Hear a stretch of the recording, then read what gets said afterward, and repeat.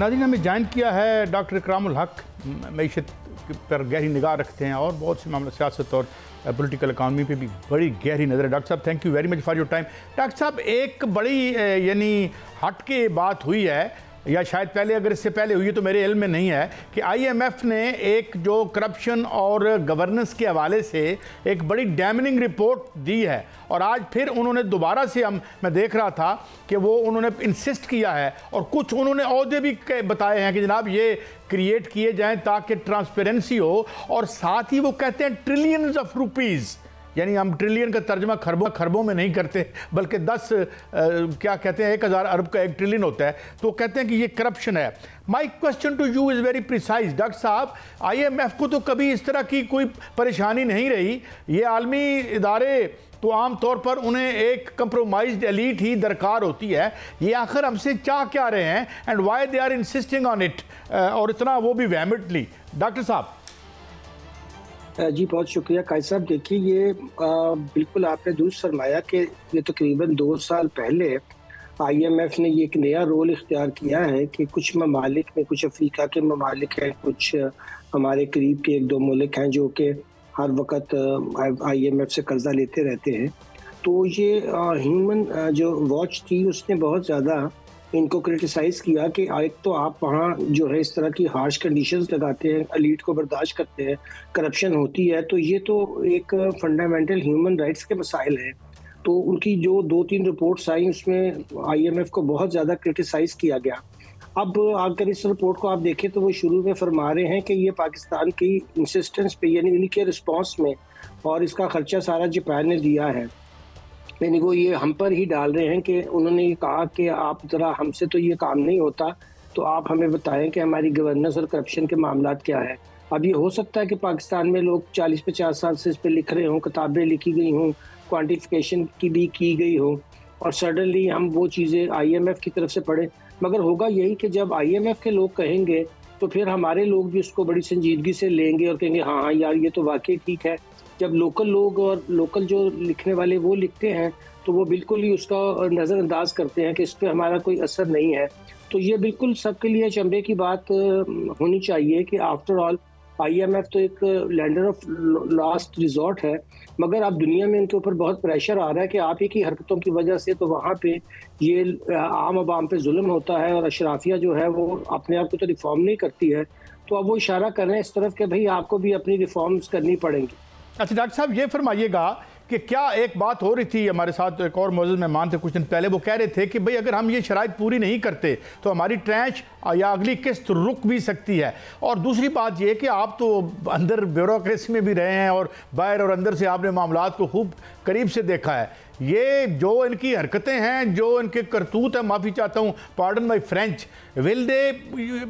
ये अनकवर करेंगे अपने असास से जो हमारी ब्लोटेड इशराफिया है? ये तो एक इट इज़ लाइक अपने गले में ही फंदा डालने वाली बात है। डॉक्टर साहब जी देखें, बहुत अरसा पहले जब ये लिखा गया कि सारे ही जो हमारे टॉप के जो है लोग, इनको अपने असासे खुद बताने चाहिए क्योंकि ये बेनिफिशरी हैं सिस्टम के और ये नहीं बताते हैं।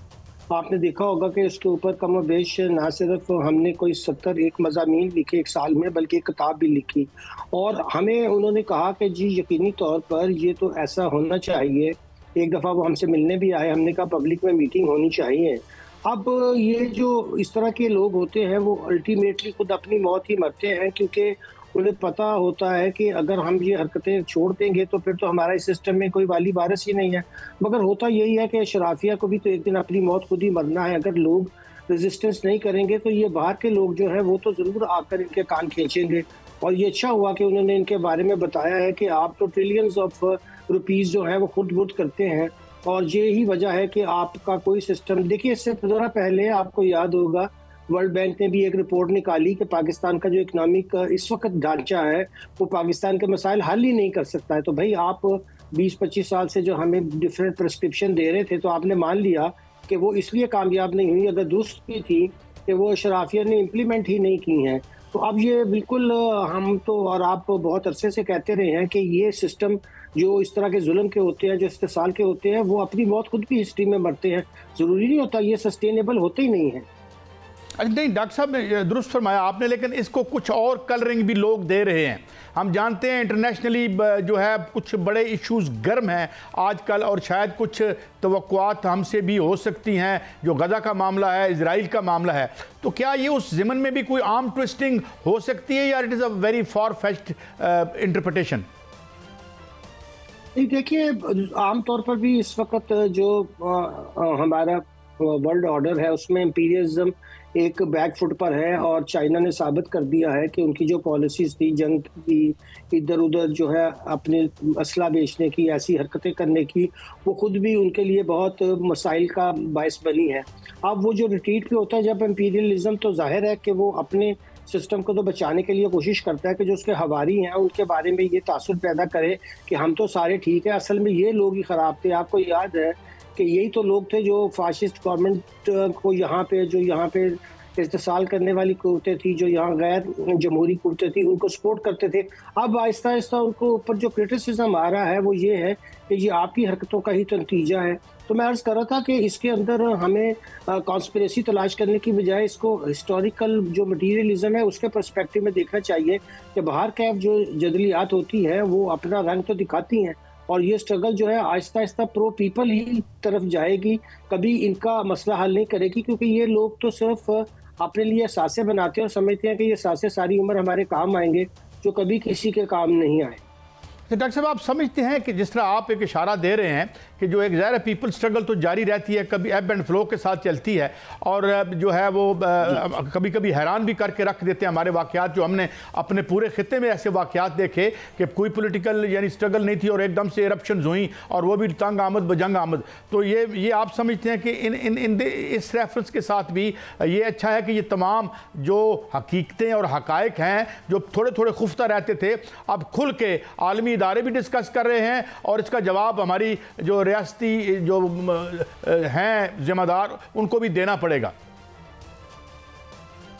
जी बिल्कुल, देखिए जब उन्होंने इर्द गिर्द देखा, एजेंसी ने पिछले दिनों में 2-3 ममालिक में जो काम किया और जो बांग्लादेश से भी काम शुरू हुआ था, तो उनको भी एक अलार्मिंग सिचुएशन लगी है कि अगर हमने सेफ्टी वॉल्स यूज़ नहीं किए तो ये हमारा सारा जो इंटरनेशनल सिस्टम है जिसको हम चाइना के मुकाबले में खड़ा करें तो धर्म से नीचे आ पड़ेगा। तो अब वो चाह रहे हैं कि हम भी वही नारे लगाएं कि देखिए जी हम भी तो रिफॉर्म्स करना चाहते हैं, हम भी तो इस्लाहात करना चाहते हैं। तो आपको याद होगा जब ये स्ट्रगल पॉलिटेरियस की शुरू हुई थी तो फिर उन्होंने स्कूलिंग दे दी, उन्होंने एजुकेशन के अलावा हेल्थ दे दी। तो ये लड़ाई जब ऐसे ही चलती है कि वो अवाम की तरफ से जो जिद्दोजहद होती है उसको फिर अल्टीमेटली ये लोग मानते हैं और आहिस्ता आहिस्ता देते हैं। तो पाकिस्तान में भी उन्होंने ये सोचा है कि अगर हमने पाकिस्तान से वो काम लेने हैं जो आगे जाकर, तो हमें ये तो नहीं चाहिए कि यहाँ कोलैप्स हो, तो हमें आहिस्ता आहिस्ता यहाँ ये बातें शुरू करनी चाहिए और इन लोगों को कहना चाहिए कि यार आप अब आपको रिफॉर्म कर ही ले, कुछ तो दिखाएं लोगों को। अब आप देखिए 25 से डाला हुआ है, तो अब एजुकेशन प्राइवेट इदारों के सपुर्द की हुई है कि वो हमें लूटें,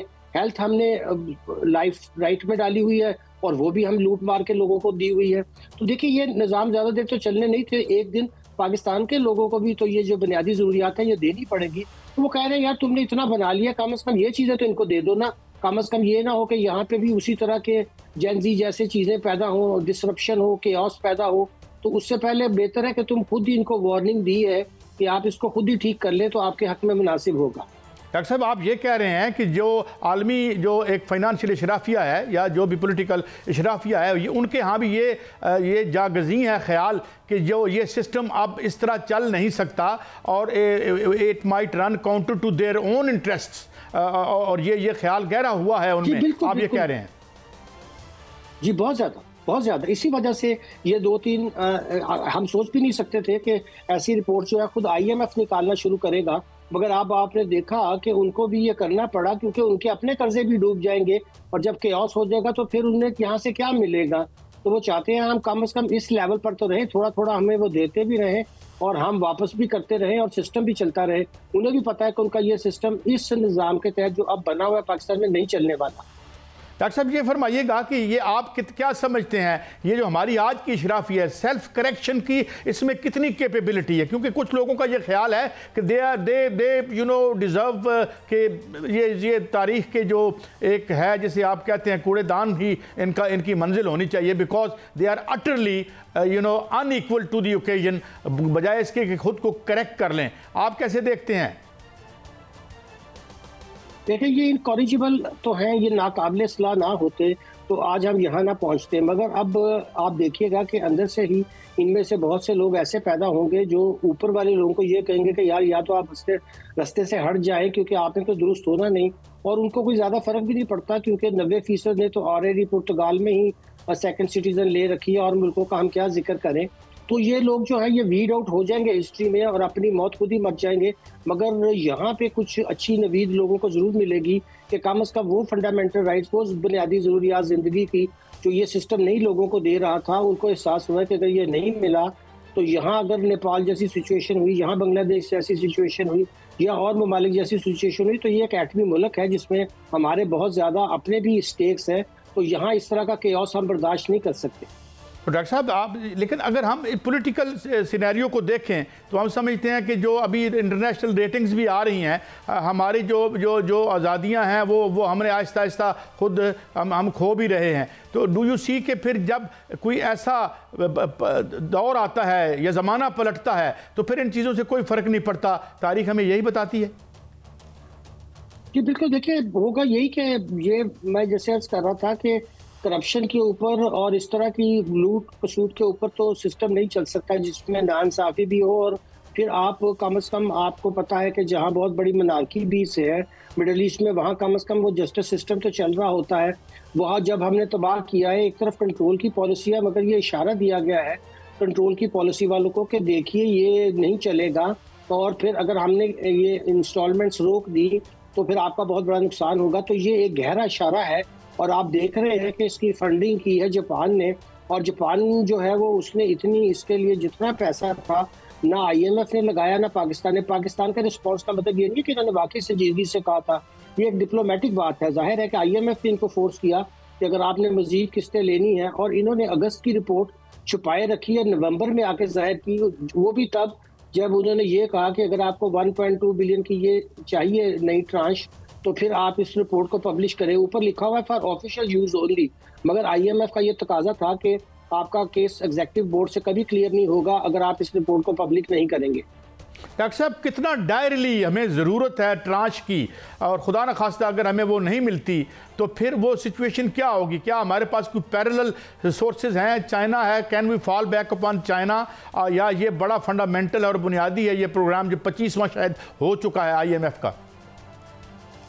जी देखिए, अभी तक तो कैसा मसला ये है कि जो हमारे करीबी ममालिक है, चाहे चाइना हो, सऊदी अरेबिया हो, UAE हो, वो भी हमें ये कहते हैं कि आपको प्रोग्राम में रहना चाहिए, क्योंकि अब आलमी निज़ाम ये बताता है उनको भी कि अगर आप ऐसे मुल्क में इन्वेस्टमेंट करेंगे जिसको IMF का कवर भी नहीं होगा तो आपका सारा पैसा डूब जाएगा और आपको किसी किस्म की गारंटी नहीं है। IMF जब आप प्रोग्राम में होते हैं तो ये गारंटी उनकी तरफ से हो जाती है कि ये डिफ़ॉल्ट नहीं करेगा। और जाहिर है कि इस दफ़ा जब वो हमारे पास आए तो उन्होंने कहा कि आप पहले हमें गारंटियाँ लेके दें। ये भी एक दफ़ा पहली दफ़ा हुआ कि IMF ने पाकिस्तान को ये कहा कि आप इससे पहले कि हम आपके प्रोग्राम आपके साथ साइन करें, आप चाइना से, आप सऊदी अरेबिया से और UAE से हमें गारंटीज लेकर दें कि वो आपको पैसा फ्यूचर में देते रहेंगे। तो एक ज़माना था कि IMF गारंटी देता था और एक ज़माना ये आया कि IMF ने हमसे गारंटियाँ मांग दी। इससे आप अंदाज़ा लगा लीजिए कि हमारी हालत क्या है और हम किस तरफ जा रहे हैं। अच्छा डॉक्टर साहब, माई लास्ट क्वेश्चन वो ये है कि ये सोलर का जो मामला है, अब हमें बताया गया है कि सोलर की जो बिजली आएगी वो आपकी दीगर रिसोर्सेज से ज़्यादा होगी। कोई प्लानिंग तो हम करते नहीं है ना, हमने कोई, और अब सोलर भी धड़ आया और उसके बाद उस पर भी उन्होंने पता चला कि नहीं जी वो भी हम, तो क्या क्या ये हौच पौच है बहुत ज़्यादा? तो ये क्या बिजली का हमारा सेक्टर किस सम्त में जा रहा है? और लोग अब सोलर तो छोड़ेंगे नहीं, क्योंकि जाहिर है बिजली का बिल देने से तो रहे जिन्होंने ये लगवा लिए हैं। डॉक्टर साहब ये बिल्कुल दुरुस्त फरमाया। बल्कि IMF ने क्लीन एनर्जी की जब बात की थी तो उन्होंने कहा था कि ये बहुत ज़रूरी है कि हम रिन्यूएबल की तरफ जाएं। अब